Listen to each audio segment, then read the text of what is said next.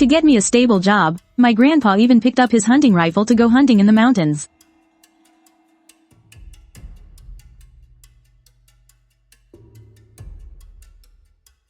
But just as he was happily bringing a wild boar back home, not only was I ungrateful, I even grabbed a stick and broke both of the old man's legs. Because I knew clearly that on the very day I was set to report to the refinery, the old man, behind everyone's back, had secretly gone into the mountains and ended up running into the king of wild boars. Although he managed to survive, the old man ultimately didn't make it through the winter of 1990. At this moment, looking at the familiar old man from my memories, I felt both excited and anxious. I knew I had to find a way to stop him from going up the mountain. Just as I was anxiously scratching my head, a cold, mechanical voice suddenly exploded in my head without warning. "Congratulations, you have successfully bound to the entry plundering system." I shuddered, and my gaze subconsciously swept over to the yellow dog with the lame leg. A bold idea instantly popped into my head. "Oh, Grandpa, I'm doing this for your own good. Please don't blame me." I muttered this in my heart, but my hands didn't hesitate. Facing the dog, I activated the skill directly. At the same time, the old man, who was discussing matters inside the house, suddenly cried out, "Io, my leg. It hurts so much." This commotion startled Captain Lou, who was next to him. He hurried forward to check. Hearing the cry of pain from inside, I immediately pushed the door open and entered, putting on a panicked expression. Soon, the old man recovered, thinking it was just an old ailment. But as soon as he took a step, the old man's expression changed again. The air in the room instantly froze. Captain Lou and I just stared at each other. Neither of us dared to make a sound. A full 2 minutes passed. Lou Agu sighed helplessly. "Old Shu, I'm afraid you can't go into the mountains like this. I think we should just forget about the village's hunt this year." He had been counting on Old Man Shu's trusty old hunting rifle to go into the mountains and hunt for the entire winter, solving the huge problem of meat for the whole village. But now, he could only look dejected as he prepared to stand up and leave. Just then, I suddenly spoke up. "Uncle Lou, my grandpa can't go into the mountains, but isn't there still me?" Lou Agu was stunned and turned his gaze towards Old Man Shu. His eyes were full of questions. Old Man Shu still couldn't accept the reality. His face was filled with disbelief. Although he was worried about his grandson's safety, when he thought about the entire village's situation, he finally nodded his head. Seeing this, I didn't delay any longer and turned to walk out. Behind me, Huzzy and Wongpi followed cheerfully. And just as I ran out of the courtyard, inside the house, Captain Lou Agu turned his head and winked at Old Man Shu. He revealed a meaningful smile. "Old Shu, let me tell you something. A new educated young woman just arrived in the neighboring Kaoshan village." The two of them quickly huddled together, lowering their voices, and began to scheme. I trotted all the way to my second uncle's house. My second uncle, Shu Chongwen, had learned a few skills from the old man in his early years and was assigned to the forestry camp. He followed the technician around the mountains every day, nurturing the forest, but the pay and benefits were very good. In a good year, he could earn 80 or 90 yuan a month. Just because of this, my uncle's family lived more comfortably than anyone. In the courtyard, my cousin Shu Qingguo was grabbing an axe to chop firewood. When he saw me arrive, his face immediately broke into a huge smile. "Big brother, what are you doing here? Quick, come inside and sit down, model." "Qingguo, stop chopping. Hurry up and get ready, we're heading into the mountains." Seeing how anxious I was, Shu Qingguo didn't ask any more questions. He just went back inside and changed into some warmer clothes. But before I could even catch my breath, a dark figure shot out from the shack beside us with a whoosh. Its wings flapped furiously, and with a snap, its sharp beak clamped down hard on my upper thigh. The pain instantly contorted my face. It took me a good moment to recover and see clearly. The one who attacked me was actually a huge rooster. I was absolutely furious. I immediately had Huzzy pin it to the ground, and then, without hesitation, I plundered its bravery trait. In an instant, an indescribable warmth surged through me. Decades of hardship in my past life had long since worn away all the sharp edges of my youthful heart. But at this moment, I could actually feel that long-lost drive returning. Just as I was about to roar to the heavens, I got a swift, hard kick in the rear. I whipped my head around, ready to curse them out, but once I saw who it was, I said nothing and just bolted. This also made me soberly realize that in front of my fierce and formidable second aunt, the trait I had just plundered was completely useless. At the same time, I could faintly hear my aunt's piercing roar coming from behind me. "Shu Qingyuan, you little bastard. That's the rooster I've been raising for half a year." To my second aunt, that rooster really was her prized possession. Right as I was plundering its trait, I made sure to glance back. I saw the rooster walking around as if it had lost its soul. It seems the irreversible damage the system mentioned just means it becomes a complete moron. My cousin, Shu Qingguo, came running out then too, his face still pale with shock. Bro, what did you do to my mom? Just run. The two of us fled in a panic, running all the way to the team captain's gate before finally stopping, gasping for air. When we rushed over, there were already 7 or 8 people gathered in Captain Lu's yard. The middle-aged man leading them was named Li Xingli. That guy was the team's notorious troublemaker. When Lu Agu saw us arrive, he smiled and explained to the crowd. Let me say something. Old Shu can't make it this year, so for this trip into the mountains, I'm letting Qingyuan take the lead. The words had barely left his mouth when the crowd started grumbling. As hunters, they knew the dangers of hunting in the mountains better than anyone.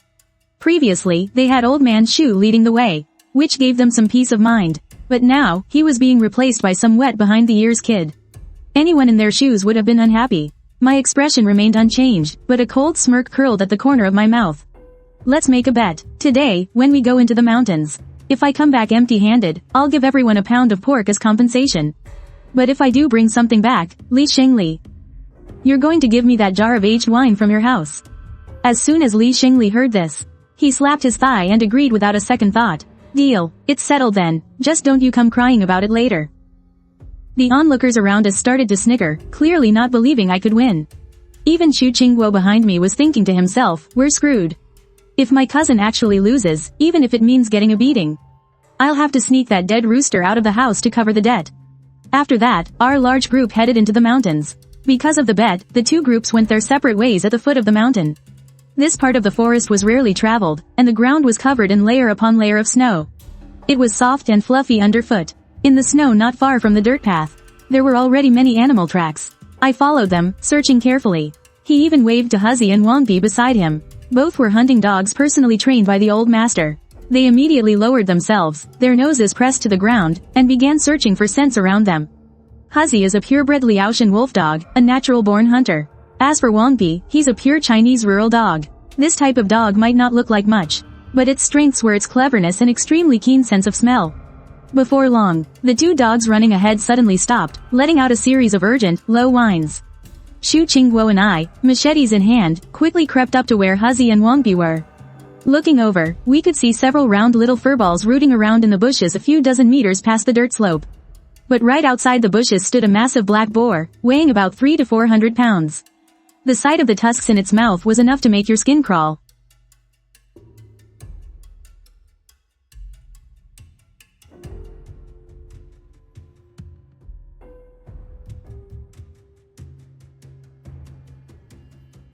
Hiding behind the slope, Shu Qingguo cursed under his breath, a mix of fear and anger in his voice. Bro, there's a huge boar here. Those educated youths are completely unreliable. If it were just the piglets, we could catch them. But with this huge boar, even 10 of us couldn't handle a charge from it. Besides, we came out here looking for piglets, we didn't even bring a hunting rifle. You have to understand, male wild boars are extremely territorial. Anyone who dares to trespass would be torn to shreds by its charge, even if they survived. No wonder even a straightforward guy like Shu Qingguo was getting anxious. This kind of dishonesty could lead to a major disaster. But this wasn't the time for complaining. I quickly came up with a plan. All we have to do is dig a pitfall on the boar's path into the mountains and set a few sturdy snares. It's bound to work. After all, winter has just started, and the wild boars haven't gathered deep in the mountains yet. But we can't snare its neck, only its legs. We have to trap the boar by its hooves. That'll keep it from moving in the pit. The rest will be a test of endurance. We dug a pit, set the snares, and after making sure the boar would step right into it, we stealthily circled back the way we came. I was just about to whistle for the two dogs, when suddenly, I heard a gunshot. My expression darkened, and I quickly pulled Shu Qingguo down to hide. These days, if you run into armed strangers in the mountains, it's best to stay out of sight. You never know who you're dealing with. Shu Qingguo suddenly cried out in surprise, "Hey, big bro, look. Isn't that Uncle Xingli?" I looked where he was pointing, and sure enough, I saw Li Xingli and his men. They were scrambling to load ammunition into their hunting rifles. Not far across from them, the big boar they'd startled was charging madly towards them. Li Xingli was quick with his hands. He fired another shot at the charging boar. The shot hit, but not only did the boar not stop, it became even more enraged. The men turned and ran for their lives. But the huge boar had locked onto Li Xingli and caught up with him in no time. Just as those two tusks were about to sink into his lower back, at the very last second, a sharp sound suddenly rang out from a nearby hillside. Huzzy and Wangbi immediately started barking wildly. The idea was to grab the boar's attention with a loud noise. And sure enough, when the huge boar heard the barking, it gave up on Li Xingli, turned around, and ran back to the bushes. It nudged the little piglets with its snout. The herd of nearly 10 wild boars immediately scattered. Just then, one weighing over 100 pounds came charging straight towards us. I saw the young boar rushing over, and my first instinct was to tell Xu Qingguo to climb a tree, but he jumped in front of me instead. A warmth spread through my chest, and I shoved him behind me. The skill I'd taken from that rooster was perfect for this moment. I sank down and planted my feet in a horse stance. When the young boar charged right up to me, I timed it perfectly. I grabbed its 2 tusks with both hands, but the sheer force of its charge still sent me stumbling backward. Before it could even get its footing, Huzzy opened its mouth and bit down hard on the little wild boar's neck. The pain sent the little furball into a frenzy. With my right hand, I pulled out the knife tucked in my back and plunged it into the boar. Xu Qingguo, who had rushed over to help, was dumbfounded. How did Big Brother suddenly become a different person? So calm and so strong? He wasn't the only one who was shocked. Li Xingli, who had just escaped the jaws of death, also had a look of disbelief. But I had no time for them, my brow furrowed. That squeal just now must have alerted the herd. The charging Big Pao Lanzi suddenly tensed up all 4 legs. It braked abruptly, and the immense inertia sent its whole body flying. But it scrambled back up immediately, its eyes red as it charged towards you all. What are you all standing there for? Quick, find a tree and climb up. I yelled at Xu Qingguo and Li Xingli, and the 2 of them finally snapped out of it. Li Xingli muttered a few words of praise and scurried up a tree. But Xu Qingguo was extremely anxious. Big Brother, you told us to climb the tree, but what about you?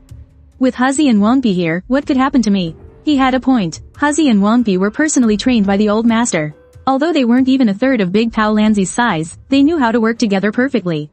Xu Qingguo didn't say any more and obediently climbed up the tree. Seeing that the 2 of them were safe, I charged towards Big Pao Lanzi with the 2 dogs. Facing this 400 to 500 pound behemoth, Huzzy and Wangpi weren't the least bit afraid. Wangpi was responsible for drawing its fire, while Huzzy was in charge of attacking. Big Pao Lanzi couldn't defend its front and back at the same time. Wangpi dodged its charges several times, while Huzzy, from behind, looked for an opportunity. Finally, while it was catching its breath, Huzzy leapt forward and bit down on Big Pao Lanzi's weak spot. Big Pao Lanzi immediately let out a painful squeal and started rolling around frantically on the ground in agony. It screamed for a long time before it calmed down. At this point, I didn't dare go near it. Those 2 thick, sharp tusks were no joke. The experienced Huzzy and Wangpi circled Big Pao Lanzi, barking wildly. They herded the exhausted boar towards the traps. Seeing that the danger was over, Xu Qingguo and Li Xingli, who were up in the tree, also scrambled down and started walking forward with me. The 3 of us chased after it and soon arrived at the place where the traps were set.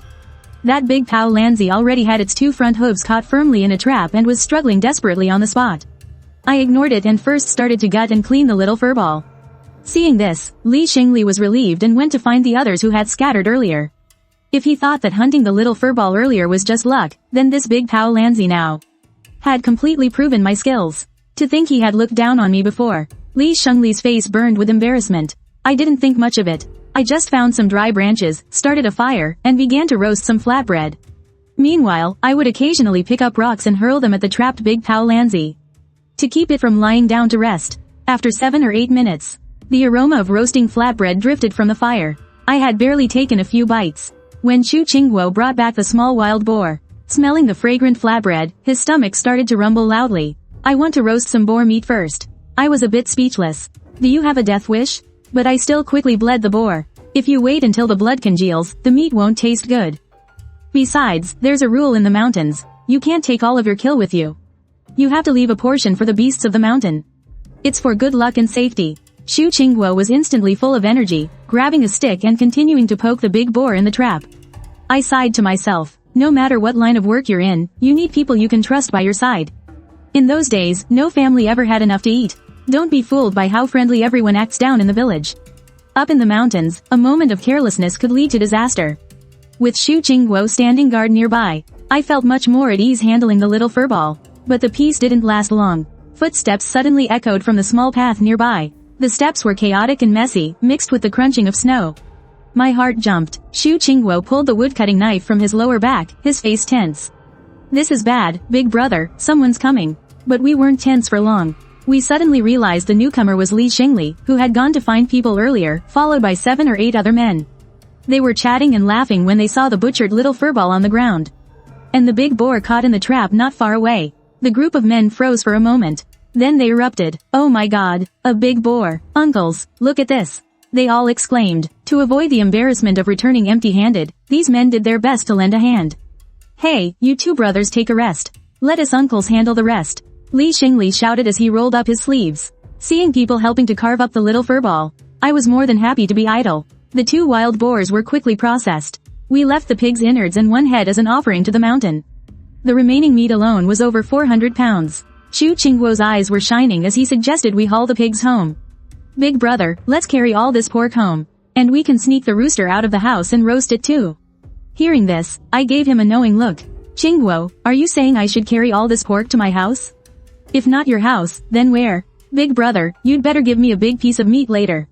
I worked my tail off today." In front of me, his big brother. Xu Qingguo was completely naive. You have to understand, in those days, over 100 pounds of pork could get you a lot of things. It could even get you a wife. But this silly brother of mine didn't even think about it and never mentioned splitting the meat.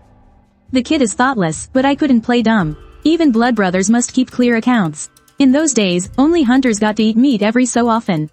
When you go hunting in the mountains, besides having hunting dogs, you also need reliable partners. So, some things have to be made clear in advance. At that thought, I slapped my thigh. "Qingguo, you call me big brother. I can't take advantage of you. We both have a share in this pork. Don't you want to earn some respect in the village? 200 pounds of meat is enough for you to walk with your head held high." As soon as I finished speaking, Xu Qingguo was stunned and spoke in disbelief. "Big brother, you're really willing to share it with me? We hunted it together. You call me big brother, you call me big brother. So I can't let you get the short end of the stick." This cousin of mine is usually a bit of a goofball, but he's especially close to me and the old man. Whenever he has good food at home, he always sneaks some over. Xu Qingguo scratched his head. "Well, it's not like you don't know what my mom is like. If I take this pork home, she'll definitely turn right around and give it to her family. Then my dad and I won't get a single bite. We'll have to go over to the old man's house to get a meal." I rolled my eyes when I heard that. What's so bad about that? That's your grandmother's house. So what if she sends it over? Don't you ever talk like that again. Your mom would be heartbroken to hear you say that, Xing Cheng. Whatever you say, big brother. I'll listen to you. Let's go home. Xu Qingguo cheerfully agreed. I gave a helpless smile and continued with my instructions. "I'm not finished yet. The little one is for the 2 of us. The little furball is for the 2 of us. The big one has to be shared with the folks in the village. Later, whoever comes up and asks, just cut them a piece. On your way home, drop some off for silly Tien. Got it? Don't worry, big brother. If he hadn't battled that bad guy with his wits and courage back then, all the men in our village, young and old, would have been in big trouble. Even though my mom is stingy, she still often brings him food." After that, the 2 quickened their pace down the mountain. It was getting darker and darker. To keep the old man from worrying, I had Yellow Dog run home first to send a message. As for Huzzy, he continued to follow behind the 2 of them, on guard. It was fine during the day, with a wide field of view. If they encountered danger, they could still dodge in time. But at night, it was pitch black. Even if a real tiger snuck up on them, they wouldn't notice. Besides, the 2 had just taken down a wild boar that afternoon. The smell of blood on them was too strong, which was no joke in the mountains at night. Just as the 2 were heading down the mountain with the pork, on the other side, at the Baimu village forestry farm, Old Man Shu was looking at the completely dark sky. He was just starting to worry when a few barks suddenly sounded from outside the courtyard. Yellow Dog wagged his tail and pushed open the door. The old man's heart skipped a beat when he saw him. He quickly knelt down and felt Yellow Dog's belly. He breathed a sigh of relief when he found it was round and full. Looks like this old man is in for a treat today. An old hunter's intuition told him that the game his grandson was bringing back today was definitely not small. Just as he was feeling happy, another shout suddenly came from outside the courtyard. "I've brought a wife for your boy. She's an educated one. Hurry and get that boy Qingyuan out here. If the 2 of them hit it off, they can just pair up and start their life together." Outside the courtyard gate, Captain Lu was leading a delicate-looking young woman. He was a frequent visitor, so he was already familiar with the Shu family's 2 hunting dogs and wasn't afraid at all. But the young woman wasn't the same. Seeing Yellow Dog run into the yard, she was so scared she kept shrinking back. Yellow Dog was wary of strangers, blocking the courtyard gate and barking non-stop. The old man came out when he heard the noise. "Captain Lu, didn't we agree on tomorrow morning? Why did you bring the young lady over at this time of night?" Although it was too dark to see clearly, with an old hunter's sharp eyes, the old man The old man saw the young girl's features clearly in one glance. He had to admit, the educated youth from the city sure was pretty. Don't get me started. This girl came looking for me on her own. She has nowhere to stay tonight. Lu Egu looked helpless and glanced into the house, seeing no one. He immediately frowned. Old Shu. That boy Qingyuan hasn't come back from the mountains yet, has he? At this time of night. He didn't dare to finish his sentence. Don't worry, Qingyuan is fine. He had Yellow Dog come down the mountain early to send a message. He turned his head and smiled at the girl behind him. This is the family I wanted to introduce you to. This is your future father-in-law, educated youth Feng. Uncle isn't kidding you. The Shu family is the only hunting family in our forestry farm. They eat meat every few days. When that boy gets back in a bit. If you think it's alright, you can stay here. You won't have a hard life here. The girl didn't say a word, her flushed face just lowered even more. She's the wife introduced to Shu Qingyuan, but he hasn't come back yet. The three of them could only wait anxiously in the house. Just as the old man was about to speak, a loud cry from outside interrupted him again. Dad. Your eldest grandson killed my big rooster. And he ran off with your second grandson. Those two rascals went into the mountains. It's so late, you have to grab some tools and go find them. Urshan wailed as she pushed the door open, clearly stunned to see the people in the room. Hey, whose lovely daughter is this? Are you here for a visit? How can you be so beautiful? The girl was startled by her aggressive demeanor. You better quiet down. Don't scare the young lady. This is the intended wife for Qingyuan. Those two rascals are fine. They'll probably be back in a bit. Just wait patiently. Hearing that this young lady was the intended wife for her eldest nephew, Urshan's expression froze. Then, a meaningful smile appeared on her face. Just as they were all waiting. Elsewhere, Li Shengli, myself, and the others had already carried the pork back to the village. When the villagers saw so much pork, Li Shengli was being praised to the heavens by several people. This must be a prize hog, right? It must weigh over 300 jin. But faced with all this praise, Li Shengli and the others' faces flushed. This was hunted by the Shu Qingyuan brothers. It has nothing to do with us. As soon as the words left his mouth, the noisy crowd fell silent at once. Everyone's gaze instantly focused on us. Shu Qinghua was extremely nervous, his palms were covered in sweat. But I remained perfectly calm. After all, I had transmigrated from a future era. I've seen plenty of big scenes like this. Everyone was staring eagerly, all hoping to get a share of the pork right away. In these times, an ordinary lumberjack could work hard all year and not even get 20 jin worth of meat coupons. Even if they were willing to buy meat, they'd have to buy the fatty cuts first, to render into lard. Looking at these faces from my memory, I felt very content. Qingguo, cut off a piece of our meat. Share it with the uncles here. Oh, this boy. How could we possibly accept? Though their words were polite, the crowd had already surged forward. With a swift fall of the knife, it was done cleanly. In an instant, everyone was beaming with joy. It was even more festive than the New Year. By the time we reached our own doorstep, the meat on our shoulders was only a little over 100 jin. And that was with Li Shengli and the others also bringing a portion back. Shu Qingguo was the first to enter the house. Before he could even speak, he saw his mother glaring at him, and then Feng Zhisheng sitting on the Kong bed. Who's this? How can she be so pretty? After I entered the house, I had the same question. Urshan shot me a look. She's your wife. You two little rascals finally decided to come back. Shu Qingguo and I were both completely stunned, just staring at each other. When Lu Egu saw me return, he quickly introduced me to educated youth Feng. This is Shu Qingyuan, old Shu's eldest grandson. What a skilled hunter. Now I finally understand. In this day and age, most of the educated youths taken in by the forestry farm and the production team have special family backgrounds. I figured this girl must have had it rough, being all alone with no one to support her. You two, go to the room in the backyard and get to know each other. I took the blushing educated youth Feng to the backyard, leaving Shu Qingguo alone in the front room to get a beating. His mother was twisting his ear until it hurt, but Shu Qingguo felt even worse in his heart. He couldn't understand it. How did his big brother get so lucky? Not only did he hunt a huge wild boar in the mountains, but he came home and immediately got a wife. At that moment, educated youth Feng and I were sitting awkwardly on the earthen bed. The shyness on her face grew deeper as she nervously twisted the corner of her clothes. I was also captivated by her looks, but I still pretended to be calm and introduced myself. I said that I wouldn't mind her situation. The moment I finished speaking, Feng Jiang started to sob quietly. Because of her family's background, she and her sister hadn't met a single good person since they were sent to the countryside. They were both beautiful and were university graduates. You can imagine how much they were harassed, but Feng Jiang was very strong. She never gave in, no matter how many times people gave her a hard time. If she wasn't truly out of options, she wouldn't have run here seeking a way to survive. Brother Shu, my name is Feng Jiang. As long as you don't mind my family's situation, I am willing to be with you. It's just that before we get married, can you do me a favor? I was a bit confused. But seeing her pitiful expression, I still gave a firm nod. Feng Jiang didn't directly say what the favor was, but instead told me everything she had been through. She also had a frail and sickly older sister. After we get married, I want you to take care of both me and my sister. After Feng Jiang finished speaking, she lowered her head, not daring to look up. I was completely stunned. I sat there dumbfounded on the bed. Could something this good actually be happening? Feng Jiang had already thought of this request back when she was in the front room. Before I had even entered the house, she had already heard from the people outside about the meat being distributed. In those days, grain was more precious than life, yet Xu Qingyuan was still willing to share with the villagers. That was enough to show his good character. If she married him, she wouldn't be bullied in the future. I was still a little puzzled. Your sister, would she agree? Feng Jiang nodded. I had my sister hide in the village for now, so I could discuss it with you alone.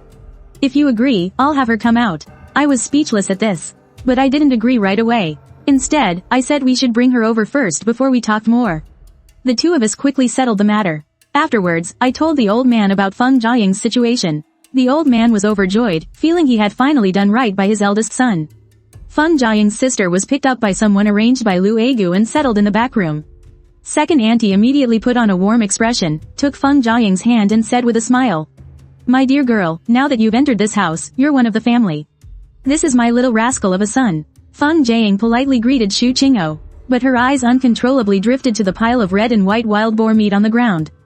She seemed completely stunned. In her entire life, she had never seen so much meat. The only other time she still remembered the pound of meat her parents had gritted their teeth to buy before she was sent to the countryside.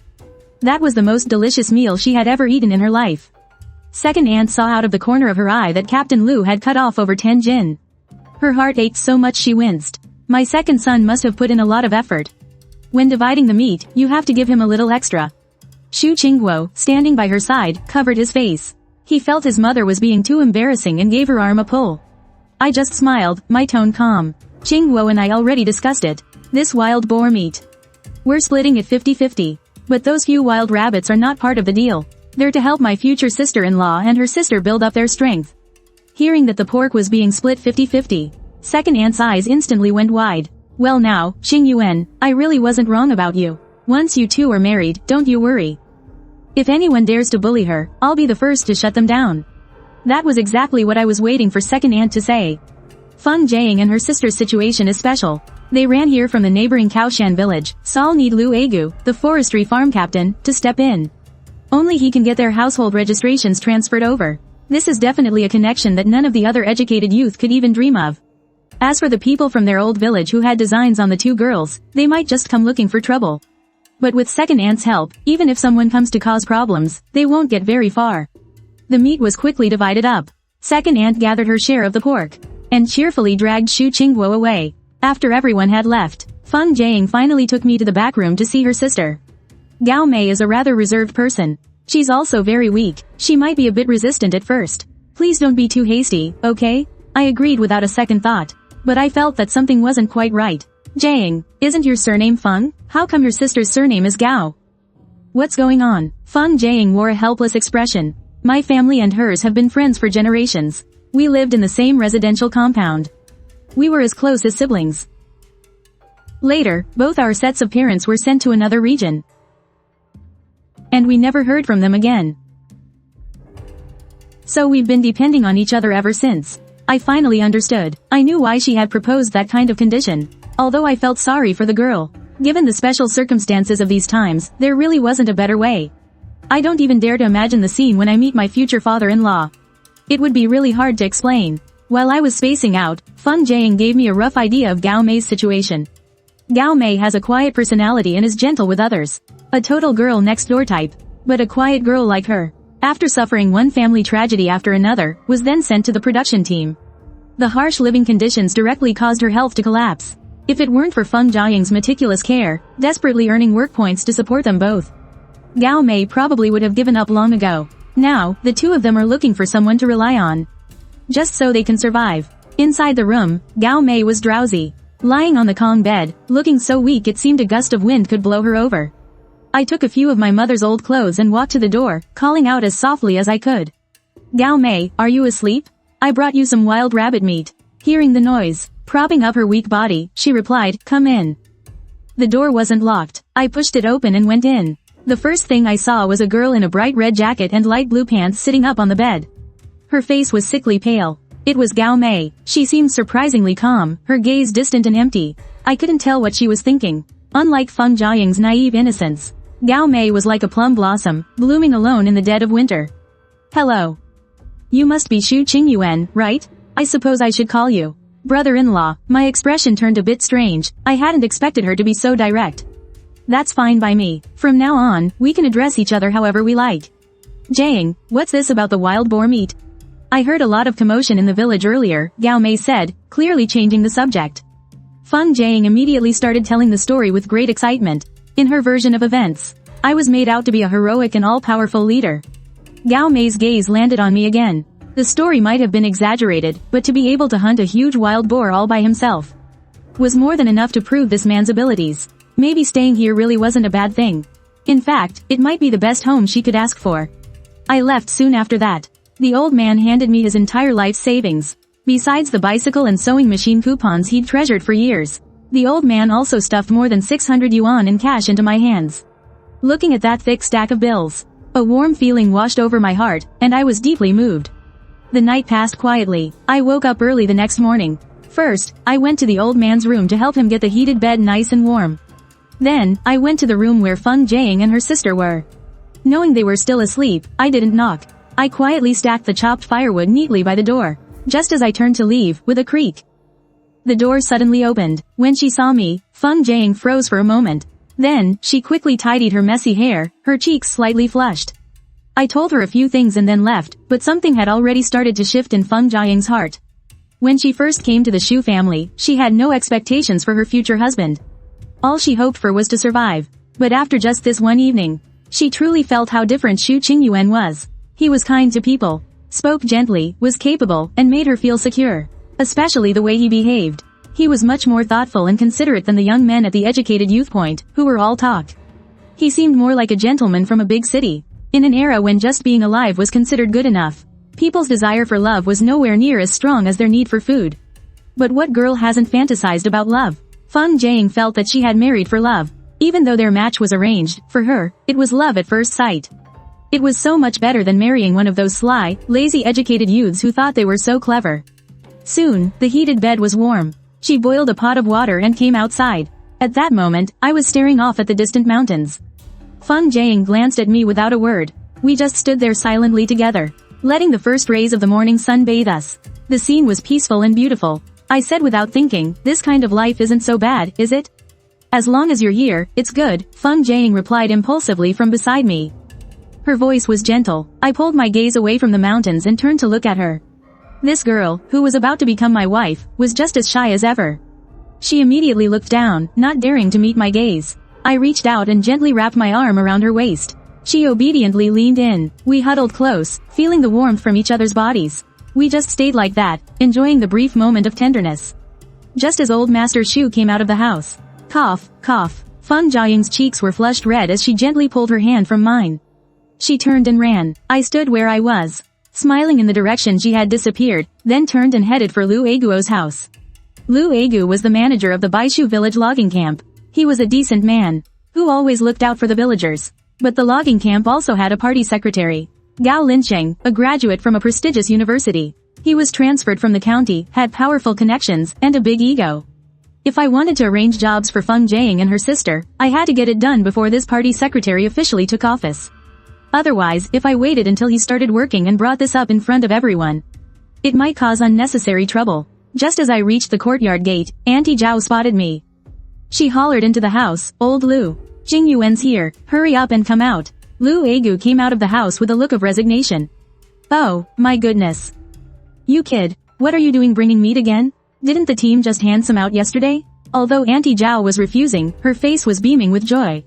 And she didn't let go of the meat. Lu Agu stood to the side without saying a word. But his eyes showed he understood completely. A dozen pounds of pork wasn't a casual gift. Once we were inside, he sat on the edge of the Kong bed, lit a cigarette, and spoke slowly. "All right, spit it out. What's on your mind, Qingyuan?" I smiled and got straight to the point. "Uncle Lu, Jiang and I are planning to get married. Could you help us out with a letter of introduction?" Lu Egu narrowed his eyes, the corner of his mouth lifting. "I've accepted the meet. Now just say what you need to say. Don't beat around the bush." So, I stopped beating around the bush. "Uncle, I came to ask about a work arrangement for Feng Jiang and her sister." Hearing this, Lu Egu slapped his thigh. "Is that all? Don't you worry. They've already got placements. Given our relationship, did you think your uncle would let you worry about this? Look at this." He pulled a neatly folded yellow piece of paper from his jacket pocket. Unfolding it, I saw it was an employment certificate. The lumberyard needs a bookkeeper. 1.5 work points a day, 57 cents. It's an easy job. Jiang is an educated youth. She's cultured, so it's a perfect fit. The lumberyard was a unit under the logging camp, responsible for registering timber as it came in. The work was light, and the pay was considered pretty good for the times. But I wasn't satisfied. Gao Mei is frail and can't do heavy labor. While bookkeeping is light, sitting for long periods, exposed to the wind and sun, would still be a burden for her. I paused, my tone becoming serious. "It's just that, Jiang can do this job. But I'm afraid Gao Mei won't be able to handle it. Her constitution is too weak, she can't take the strain." Lu Eguo's brow furrowed even deeper. He looked down and was silent for a moment, tapping his fingers lightly on the edge of the Kong. The logging camp has over 300 households in total. Positions are limited. Arranging one was already making an exception. Seeing him hesitate, I decided to strike while the iron was hot. "Uncle, I remember the 3rd logging camp's school. Aren't they short 2 teaching positions?" Lu Egu shot to his feet. "What are you thinking, kid? Those are positions appointed directly by the county. I'm just a logging camp captain. How could I possibly help? No way, no way. I can't help you with this. Take your meat back." As he said that, he reached out to make me take the meat. His attitude was firm. I knew this was truly beyond his authority. The 3rd Forest Farm School was built under the county's leadership, specifically to solve the schooling problem for children in the logging area. The teachers are all recruited and assigned by the county. An outsider simply can't get a foot in the door. "Uncle, don't be so quick to refuse." I kept smiling, my tone calm and steady. "Look, how about this? I'll provide 400 jin of wild boar meat. You help me pull the strings and get both of them positions as teachers in the school. The meat will be yours to distribute. And you'll be the one they owe." At first, Lu Egu was about to shake his head in refuse, but then something suddenly clicked. "About this, does the old man in your family know?" He was still a bit uneasy. That was a full 400 jin of meat. In this day and age, you could do a lot with that. "Uncle Lu, don't you worry. I'll have a word with the old man later, he's guaranteed to agree." This condition of 400 jin of meat was something I had planned long ago. I refused to believe he could turn down such a temptation. Lu Egu saw how certain I was, and finally gave a heavy nod. "All right, if you can really bring in 400 jin of meat, then Uncle Lu will put his old reputation on the line. And pull those strings for you." Just like that, the two of them reached an agreement. 400 jin of meat. Forget Lu Egu. Even if the leadership showed up, their eyes would light up. Although regulations were strict these days, and private trade was forbidden, wild game from the mountains didn't sell for much anyway. But that didn't mean meat wasn't valuable. By the time I got home, I found that Old Man Shu had already taken the 2 hunting dogs out for a walk. And Feng Jiang wasn't in the house at that moment either. She was probably in the backyard taking care of Gao Mei. There was a bowl of corn porridge still warm in the pot. I picked it up and started to eat, but my eyes kept staring blankly at the sky outside. I never thought that, without even realizing it, I'd somehow ended up with a wife. This plot development is even more absurd than those web novels from later generations. Meanwhile, in the backyard, the Feng Jiang sisters were also in their room, feeling emotional. "Jiang, is he really willing to let me stay here?" Gao Mei's voice was very soft, tinged with a hint of probing and unease. "Sis, I know what you're trying to say. Qingyuan is a good person. You can stay here for now. That way, I can rest easy." Feng Jiang held her sister's hand, her gaze firm.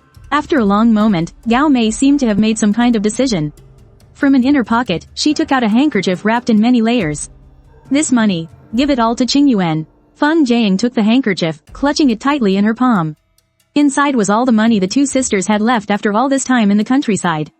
The last of their settlement allowance. The sent-down youth who went up to the mountains and down to the villages would receive a settlement allowance ranging from tens to hundreds of yuan, depending on the hardship of the place they were sent to. Because they had to put down roots in remote rural areas, many of the sent-down youth couldn't bear the hardship. After getting the money, they would go to the county's state-run restaurant to eat their fill, so they could never save anything. But as for Gao Mei and her sister, because of their special family situation, their settlement allowance was smaller, only 83 yuan each. What they went through right before they were sent down made the two of them mature early and learn to save money in secret. By scrimping and saving until now, they only had 102 yuan and 50 cents left. Gao Mei understood the custom of giving return gifts for a wedding. This would also keep the villagers from gossiping. Tired of being looked down upon, and at Gao Mei's urging, Feng Jiang turned and walked out the door. At that moment, staring at the now closed door, Gao Mei looked dejected on the Kong bed. A long sigh was the only sound left in the small hut. Meanwhile, Feng Jiang came out of the small hut in the backyard and went straight to the front yard. I put down my bowl, a wide, excited smile on my face.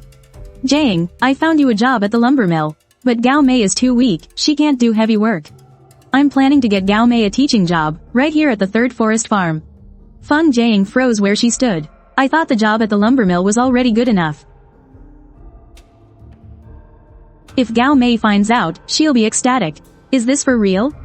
As she spoke, Feng Jiang just couldn't hold it back anymore. She covered her face and started to cry. She didn't even know why herself. She just felt like crying. Seeing her tear-stained face, my heart softened. I silently promised myself that as soon as I had some extra money, I would definitely buy a bicycle and ride them to and from work every day.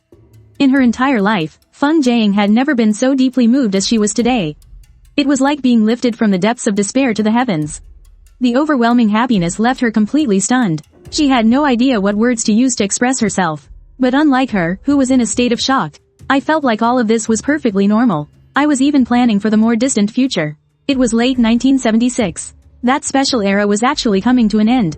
It's just that this area in the Xing'an Mountains was so remote and cut off that the winds of change hadn't reached us yet. By December of next year, 1977, the news that the college entrance exams were being reinstated would hit like a clap of thunder.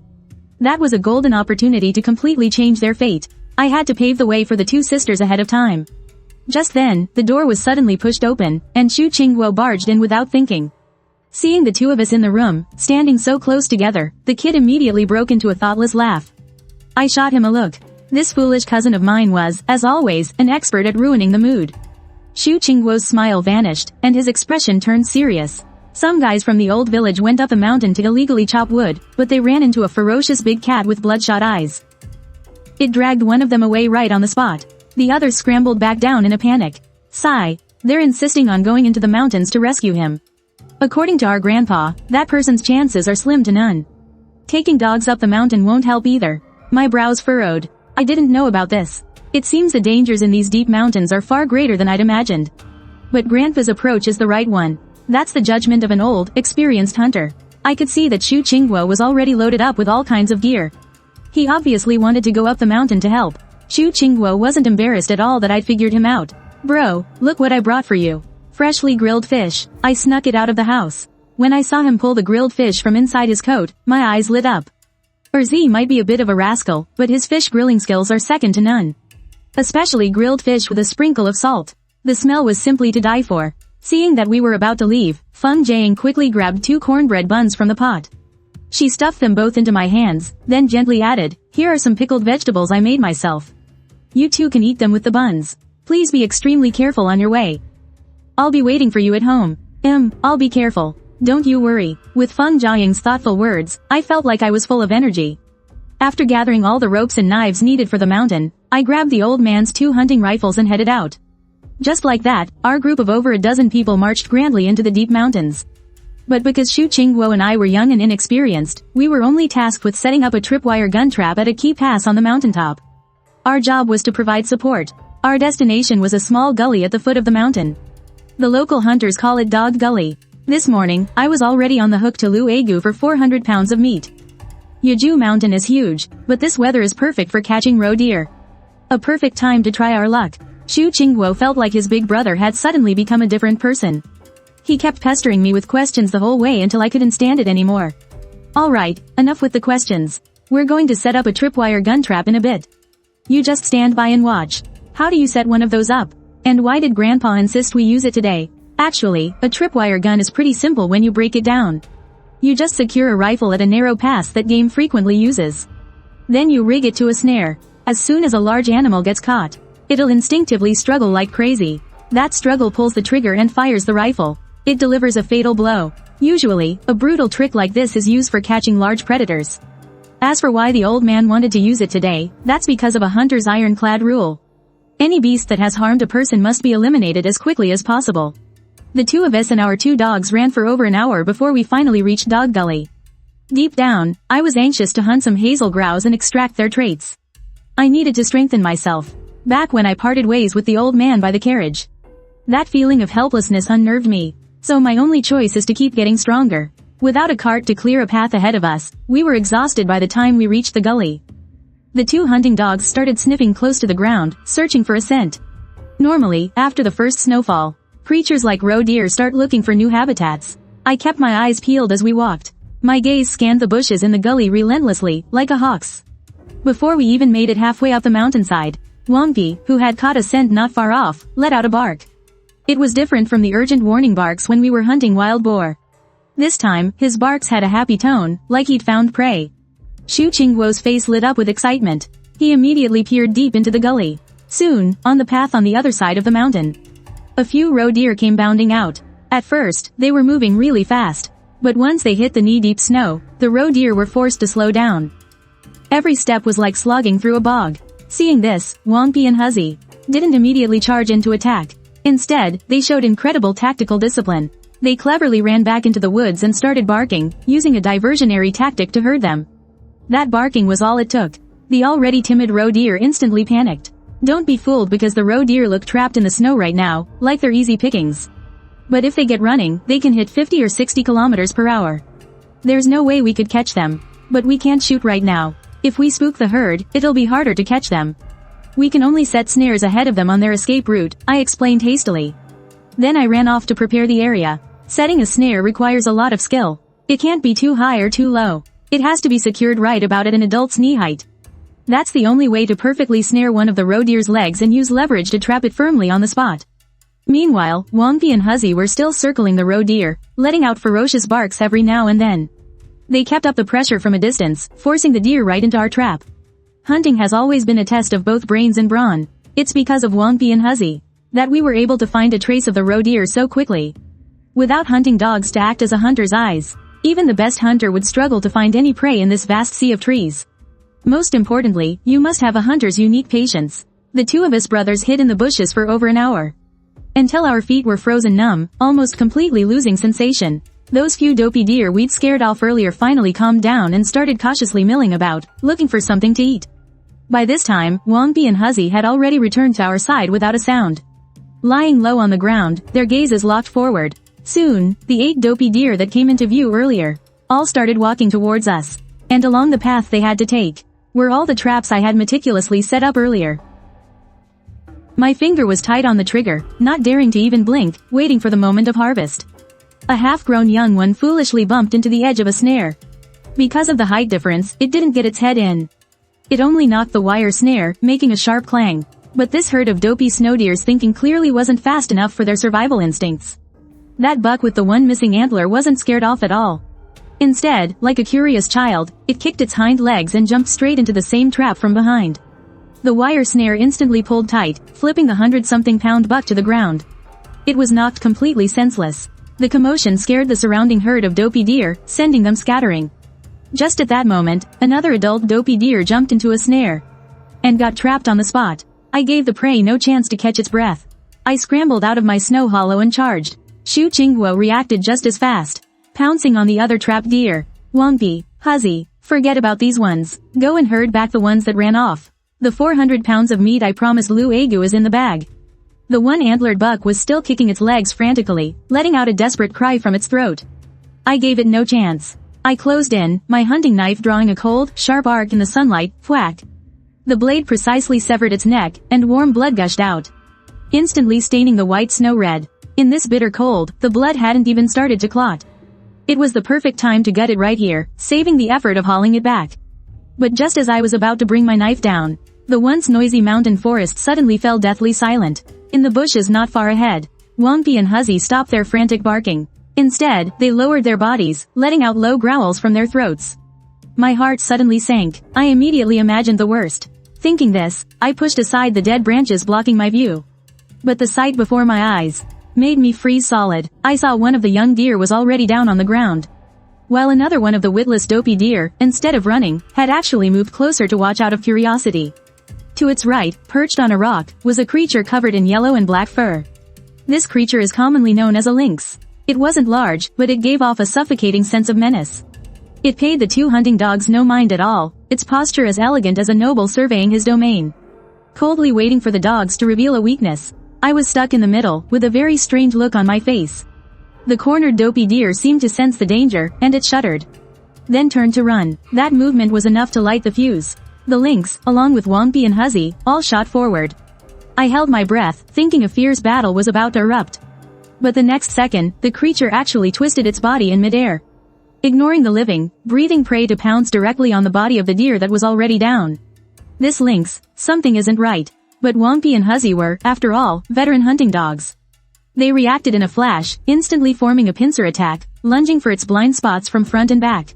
However, a scalp-numbing scene unfolded. It was as if the creature had eyes in the back of its head. Its body twisted in midair, defying the laws of physics, as its hind legs viciously kicked out like springs, landing right on Huzzy's snout. With a powerful leap, it precisely snatched the leopard from the ground. In a flash, it scrambled up a nearby tree and disappeared into the dense leaves. So fast I could barely follow it with my eyes. No wonder it has its place in the world of beasts. I stared at the empty branches. My two dogs bared their teeth and growled, not wanting to give up, but I didn't have a gun with me. Even with the three of us, we probably wouldn't be a match for it. Thinking about that, I patted my two dogs on the head. Alright, forget about it. When we get back, I'll cook you guys some leopard meat to make it up to you. Hearing that there was meat to eat, the two dogs immediately started wagging their tails, trotting happily behind me. I hoisted the dead leopard onto my shoulder and started walking back. By the time I made the round trip, it was already getting dark. Just as I reached Xu Qingguo's campsite, a rich, meaty aroma drifted over. The two adult leopards had already been bled and gutted, and prepared cleanly. That kid really knows how to enjoy himself. He'd built a campfire on the side and was holding a fish skewered on a branch over the flames, sizzling and dripping with oil. Next to the fire, two cornbread buns, toasted black, gave off a tempting charred aroma. Xu Qingguo's eyes widened in disbelief. Big bro. You got another one? I grinned, took the roasted fish from him, and took a huge bite. I hadn't had a thing to eat or drink since noon, running purely on my system stats. This bite of hot meat was pure heaven. After we ate and drank our fill, the two dogs lay panting on the ground, exhausted. Xu Qingguo and I expertly butchered and packed the leopard meat, getting ready to head home. Meanwhile, at the Xu family compound, Feng Jiang had cleaned the house spotless, inside and out. Gao Mei sat on the edge of the Kong bed, wanting to get up and help several times. But Feng Jiang gently stopped her each time. Jiang, when are you and he going to get your marriage license? Has he said anything to you about it? Gao Mei asked suddenly, her tone tinged with a subtle sadness. Feng Jiang, who was adding rabbit meat to a pot, paused. Sis, never mind that for now. I have the most wonderful news to tell you. Wonderful news? Gao Mei was taken aback. Qing Yuan said he's going to get teaching positions for both of us. Right here, at the 3rd Forestry Station. Feng Jiang's voice was filled with pride and joy, but Gao Mei simply shook her head. Jiang, don't get your hopes up too high. Something that good would never happen to us. Clearly, her long years of hardship had made her afraid to believe in miracles. Just then, a commotion of footsteps sounded from outside the gate, followed by a few jeering, sarcastic remarks. Didn't the old man go up the mountain? Why is someone still home? Locking the gate in broad daylight, huh? The tone of voice made the two women inside frown. Who is it? Gao Mei asked, looking warily at Feng Jiang. Just as they reached the door, it was shoved open. A family of 3 stood in the courtyard. The man leading them had a full beard and a cigarette dangling from his lips. His face was fleshy and mean-looking. The middle-aged woman beside him looked around like a bandit casing a village, surveying the yard with malicious intent. As for the young man, who looked a bit like Xu Qingyuan, the moment he saw Feng Jiang and Gao Mei, his eyes nearly bulged out of their sockets. He didn't even try to hide the greed in his eyes. So these are the educated girls from the city, huh? Real lookers, aren't they? Hey. Who are you? Qingyuan and Grandpa aren't back yet. You all should come back tomorrow. Feng Jiang frowned, instinctively feeling uncomfortable. Those words made third auntie, who was still ransacking the place, freeze. What a discovery, 2 young ladies hiding in the house. Third auntie sized them up. Even Qingyuan has to call me, third auntie, when he's here. And who do you think you are? Is it your place to speak in this house? It finally dawned on Feng Jiang. So this was that legendarily awful family. Please, come in and sit down. Jing Yuan and the others have gone out. They'll probably be back in a while. Gao Mei was soft-natured and didn't want to offend anyone. Just as she was about to smooth things over, third auntie shot her a sarcastic glance. You're one of those educated youths too, right? You're quite a looker. Not married yet, are you? How about this, I'll be the matchmaker. You can marry our son, Qing. That would be a blessing you've earned over 8 lifetimes. You'd be marrying up. You should be thanking me for it. At these words, Gao Mei was completely stunned. In the years she and Feng Jiang had been in the countryside, they had met all sorts of people, but this was the first time they'd seen someone so proud of being shameless. No wonder Xu Qingyuan never even mentioned these relatives. It's because they're truly unbearable. Seeing Gao Mei's silence, third auntie thought she was interested. Don't hesitate now. Just say the word, and once you join our family, I guarantee you'll live a life of luxury. That young man, Xu Qing, was getting even more impatient. He acted as if Gao Mei was already his for the taking. He had heard his older brother had married a beautiful educated youth. And he was mad with jealousy. Now, seeing Gao Mei, he decided to snatch this one for himself. He could spite his brother and win big. What a steal. Gao Mei's face darkened. I'm sorry, I'm not interested in you. With that, she turned to leave. So you're going to throw my kindness back in my face, is that it? Third auntie's expression changed in an instant. She cursed, pointing at Gao Mei's retreating back. Alright, why waste our breath on her? Where's the meat that little brat hunted? Bring it out now. Third uncle threw his cigarette butt to the ground and roared impatiently. They had come today with 2 objectives. First, to take the meat. At least half the wild boar, in their opinion. For the younger generation not to honor their elders was a terrible offense. Second, they were after the old man's coffin money. The very thought of the old man spending money on Xu Qingyuan's wedding made them physically ill. Third auntie shoved Feng Jiang aside and rushed into the room, drawn by the aroma of meat from the pot. Her eyes turned green with greed. The shove sent Feng Jiang stumbling. She was instantly jolted to her senses. These weren't relatives, they were obviously here to rob them. Just look at yourself. And you're wearing my sister-in-law's clothes. Do you think you're worthy? Before the words had even faded, she felt a sudden rush of air. Smack. A crisp, loud slap to the face. It landed hard on third auntie's fleshy face. The force of this slap was immense. It sent third auntie reeling, and a deathly silence instantly fell over the courtyard. At this moment, Xu Qingguo and I were as tired as dogs, having finally hauled the hundreds of pounds of meat back to the village's main road. Hundreds of pounds of wild boar meat, that was a tangible fortune. Seeing this, many villagers gathered around to congratulate us. This time, however, everyone was more considerate and didn't have the nerve to ask for a share. After all, they had just gotten some yesterday. Asking again today would have been truly shameless. Faced with the crowd's smiling faces, Xu Jingguo and I also smiled back cheerfully, our steps feeling much lighter. Once we had passed through the crowd, I finally separated the 2 silly dogs and slung them over my shoulder. Jingguo, wait for me a moment. I need to make a trip to the team leader's house first. When we divide the meat later, you take more. Consider it my way of making it up to you, brother. Xu Zeguo wasn't so particular about it. Do we really need to be so exact about splitting it? Just consider it a gift for your wife. Hearing him say that really moved my heart. I'll head out first, then. Xu Qingguo replied with a grunt. Then he gestured with his hand for Wangpi and Huzi to go home. Even though the 2 dogs were already back in the village, they wouldn't dare run off without getting their master's command. I carried the carcasses of 2 adult roe deer into Lu Eguo's home. The moment I stepped into the yard, Auntie Zhao came out from the house. She was startled at first, then hurried over. Qingyuan, you're finally back. Hurry home. Your third uncle and his family went to your house. When I heard this, my heart sank. This was bad. Auntie Zhao, how long have they been there? Hasn't my grandpa come back? Probably for a while now. I haven't seen your grandpa. Auntie Zhao's words made me frown. With grandpa not home yet, only Feng Jiang and Gao Mei, 2 defenseless girls, were at the house. How could they possibly be a match for third uncle's family? I didn't dare hesitate any longer. I put down the meat and said a quick word to Auntie Zhao. Then I ran out of the yard.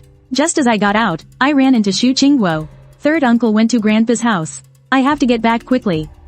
Or else your wife is going to get bullied. Quick, go get second aunt to back us up. I handed him the meat as I spoke, telling him to take it home first. In those days, if you dared to lay a hand on a family elder, it was far more serious than just being gossiped about. You might not even be able to find a wife for the rest of your life. But if second aunt came to help, then the situation would be completely different. It was also the perfect chance to give the sewing machine ticket to Erwan. Back then, a sewing machine was the equivalent of a car today. After getting everything arranged, I rushed home. Behind me, it was as if Wangpi and Huzzy could sense their young master's mood.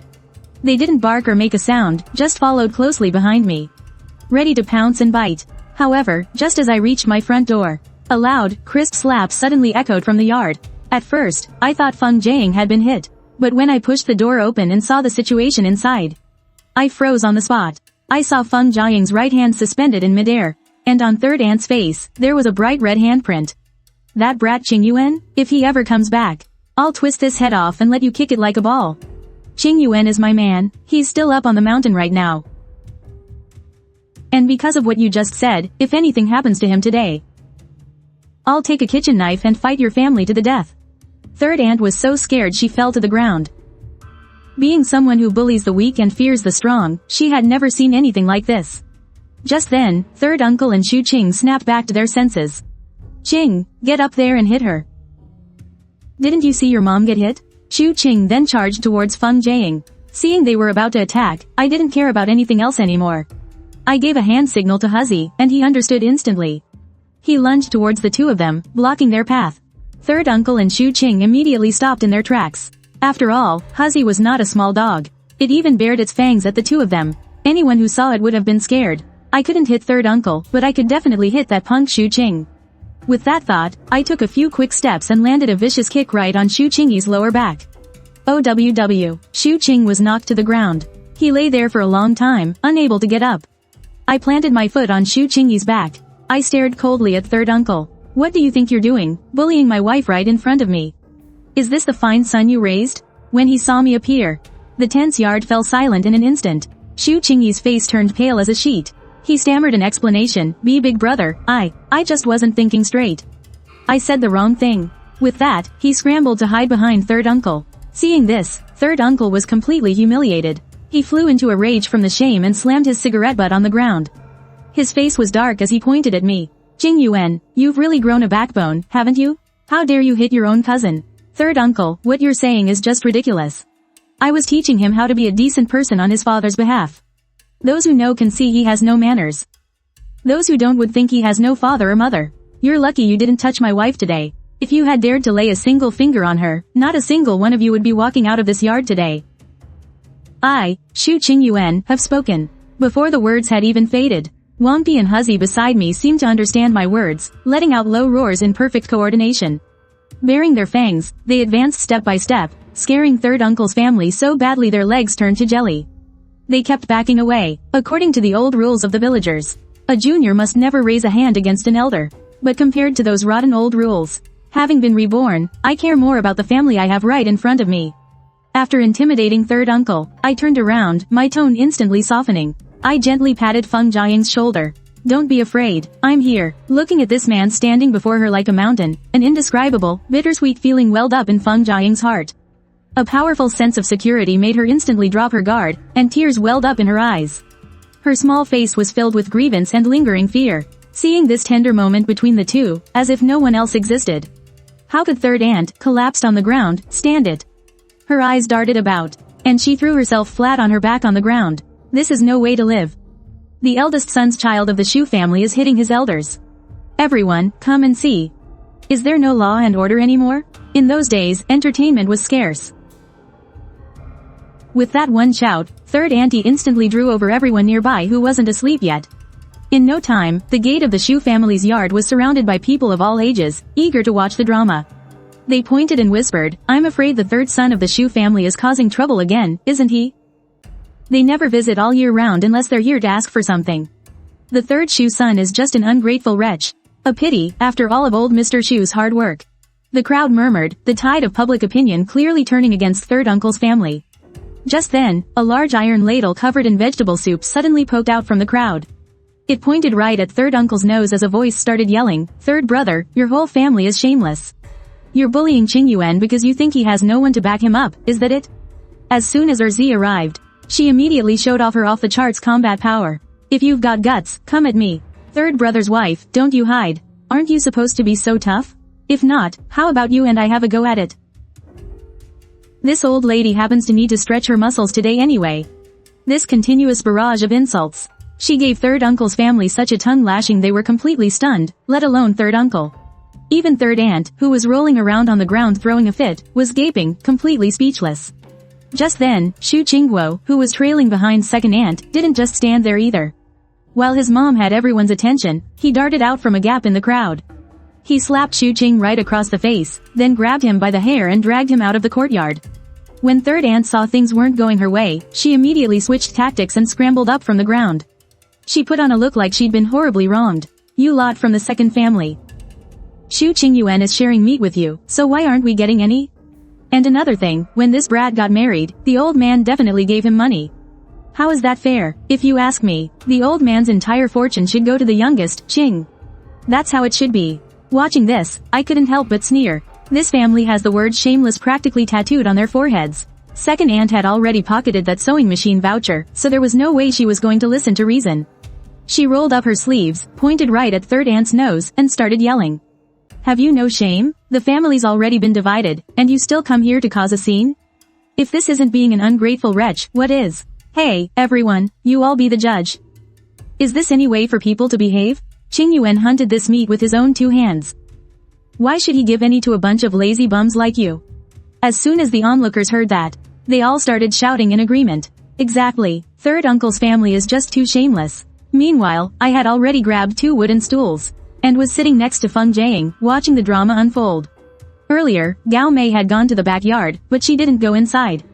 Instead, she was hiding behind the wall, peeking. She was tightly clutching a thick piece of firewood used for the stove. Her knuckles were white from the pressure.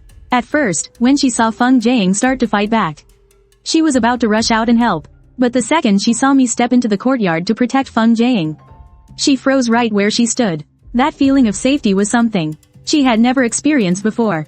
As that thought crossed her mind, Gao Mei found she couldn't take her eyes off me. A man who could be so gentle even with Feng Jiaying would probably be good to her in the future, right? Third uncle's family, seeing that they had turned the whole crowd against them, couldn't keep face any longer, no matter how thick-skinned they were. They slunk out of the courtyard in disgrace. Seeing third uncle's family beat a retreat, second aunt finally piped down, though she still looked like she had more to say. The rest of the villagers, young and old, saw that the show was over, so they all said their goodbyes and left. Jiaying, you weren't scared, were you? I'm telling you, with people like that, you have to be ruthless. The nicer you are, the more they'll take advantage of you. Erzi said, comforting her with a smile. After that, second aunt left with Shu Qingguo to get back to work. It was only then that Feng Jiaying finally seemed to process what happened. She tugged at the corner of my shirt, a little shaken. Qingyuan, should I not have fought back? Am I going to cause trouble for you? I pulled her into my arms and comforted her. I silently blamed myself. I really hadn't thought this through. I'd only been worried about the thugs from Kaoshan village causing trouble, but it never occurred to me that the first ones to show up would be my own third uncle's family. It's just like Erzi said, if I really wanted to push it. Even the house third uncle's family lives in is mine. If it weren't for the system, I would demand my house back, no matter what. But now, with the system, I can't be bothered to fight over it. When the time comes, I'll just hunt a couple more animals in the mountains. Then I can build a new house, and that'll be better than anything. Looking at the darkening sky, I felt a faint sense of worry, compared to third uncle's family coming over to cause a scene today. Actually, I was more concerned about Grandpa's safety. Just as I was lost in thought, Wangpi and Huzzy suddenly started barking outside. Their barks were urgent and excited. Hearing this, my tense heart immediately relaxed, and I went out the door as well. Grandpa, what's going on? Why are you back so late? Did you run into that red-eyed big cat? Grandpa looked exhausted, but there was a hint of excitement in his eyes.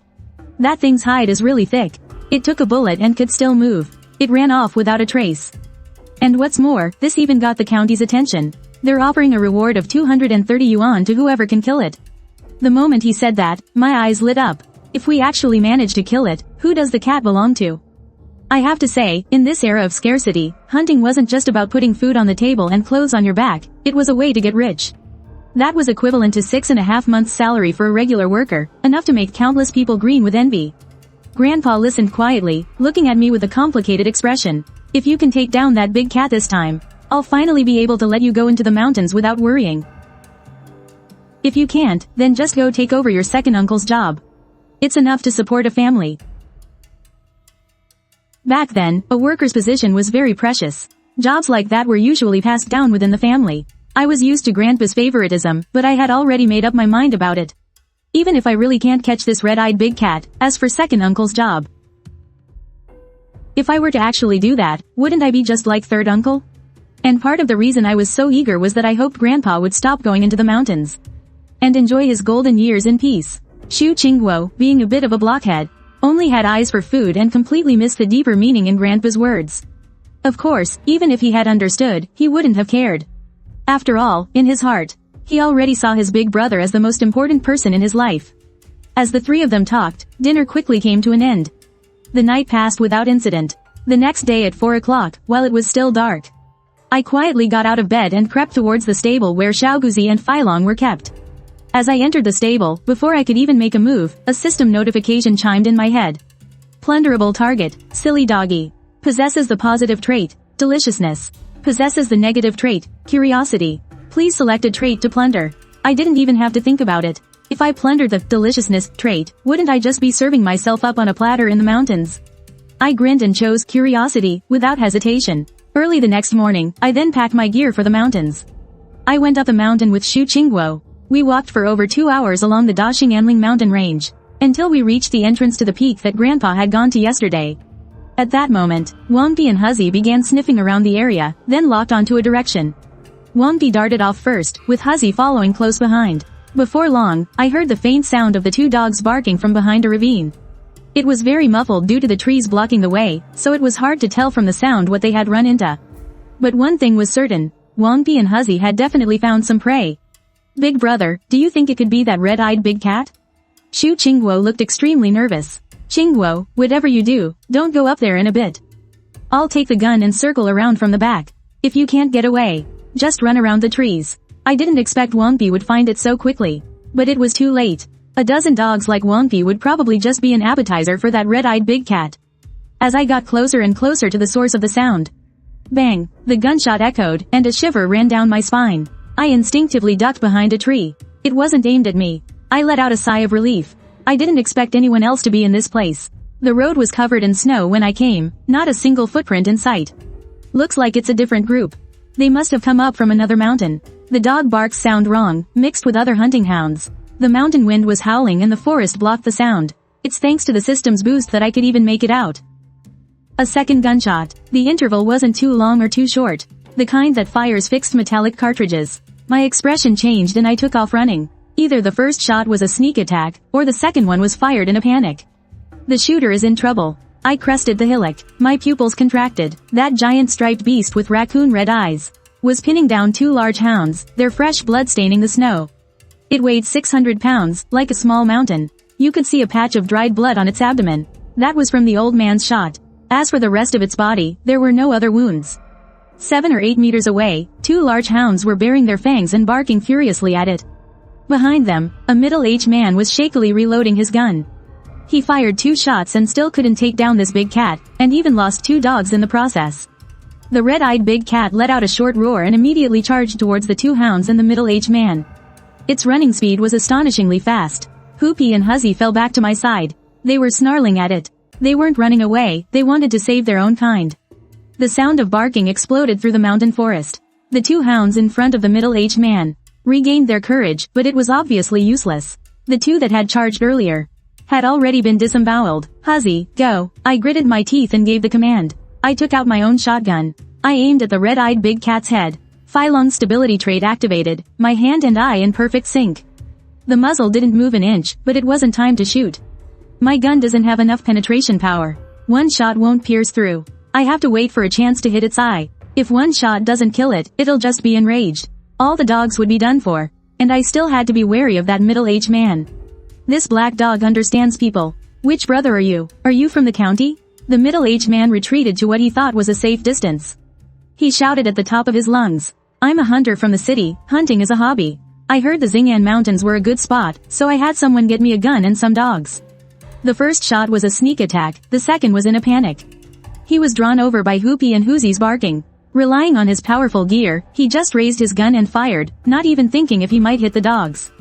That shot drew all of the red-eyed big cat's attention to him.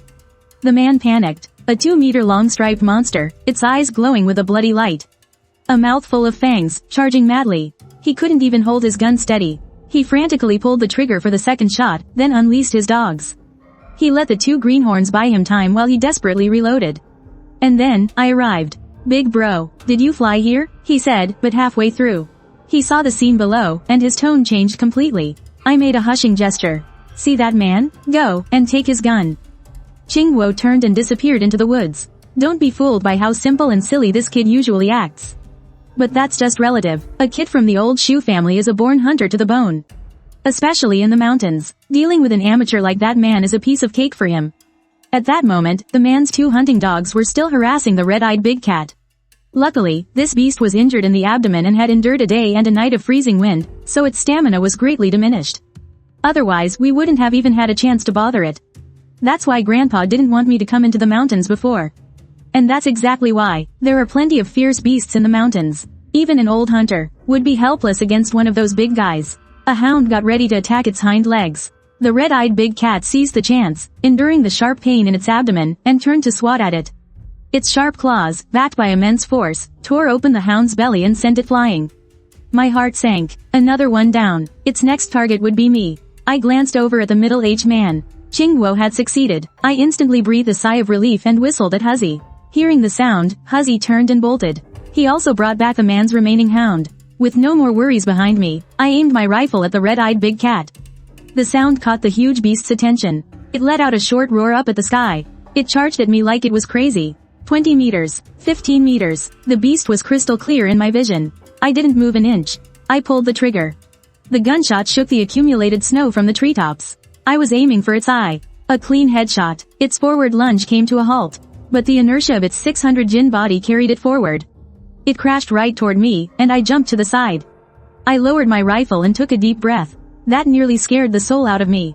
"Big bro, you're incredible. You killed it with a single shot." Chingwo yelled excitedly. The tied-up middle-aged man was also stunned, his mind filled with the image of me standing fearless in the face of danger.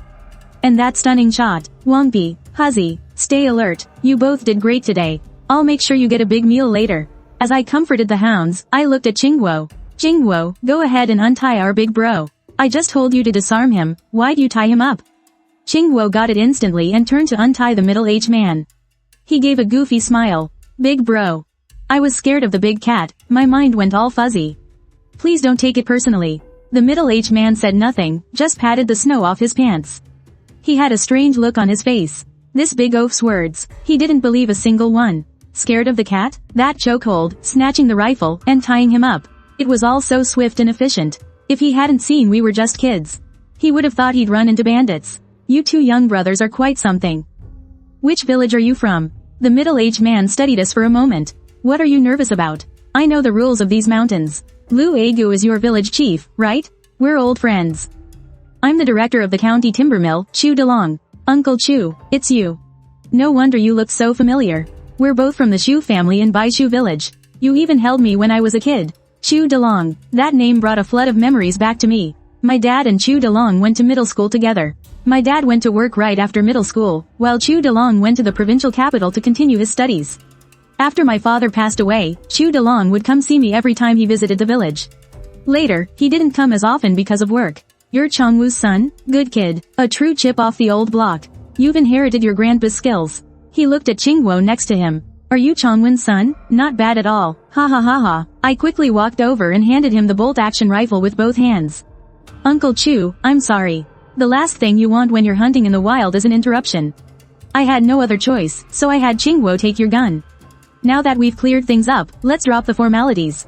It would be pointless." Chu DeLong took the gun. He patted my shoulder. "You did the right thing. You two are my saviors now." "Uncle Chu, don't say that. We're all family. It was only right to save you." I replied with a smile. The misunderstanding was cleared up. I turned and walked toward the carcass of the red-eyed big cat. Wild beasts in the mountains often play dead before a final attack. I called Huzzy over to bite at it. It didn't move, and only then was I sure it was dead. "Chingwo, get the wood axe. Let's gut the big cat first. Uncle Chu, please wait a moment and come sit at our house." "Alright, you two handle it. I'm going to check on my dogs." A 500 jin striped big cat. Just flipping it over took all the strength the two of us had. Together, we managed to heave the red-eyed big cat over. Belly up. Meanwhile, Chu DeLong was in no mood to help. After all, his hounds were still lying on the ground, and he had to find a place to lay them to rest. By the time we were done, Chu DeLong had already started a bonfire. Uncle Chu, you've been busy all morning. Take a rest. These are the vegetable buns my wife made. Please, have some. Chu DeLong took one and paused. What did you just say? You have a wife? When did you get married? Not yet. We've got the letter of introduction. We'll go register the marriage once the road is clear. Well, look at you, kid. What do you mean, wait for the road to clear? This is how relationships work. They took the initiative to help.